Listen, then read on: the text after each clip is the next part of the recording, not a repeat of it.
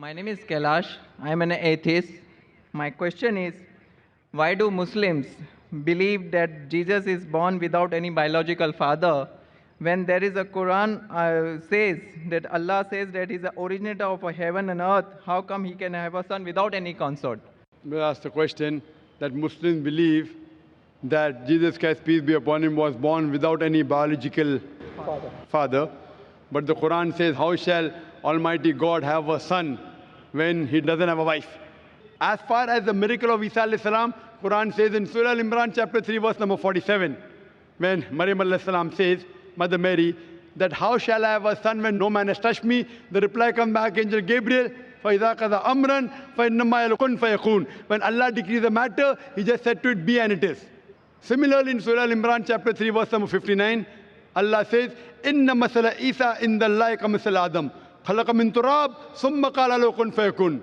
The similitude of Jesus in front of Allah is like Adam, that he was created from dust and said be and it was. So what we realize that Almighty God, normally by nature, human beings are born by mother and father. But to show the power of Allah, that He can create even without a father, the example is Isa alayhi salam. Another miracle Allah did, created a human being without mother or father, that is Adam, peace be upon him. But the verse of the Quran saying that Almighty God doesn't have a son, neither does He have a consort, neither does He have a wife. And furthermore, Quran also says that if Allah begot a son, say, I would be the first person to bow down to Him. That doesn't mean Allah has a son. It's saying that there's no question of Allah begetting, because begetting is an animal act. It is functions of lower animals of sex. That's the reason Allah will not beget. Allah does not require a wife also. Wife is required by us human beings.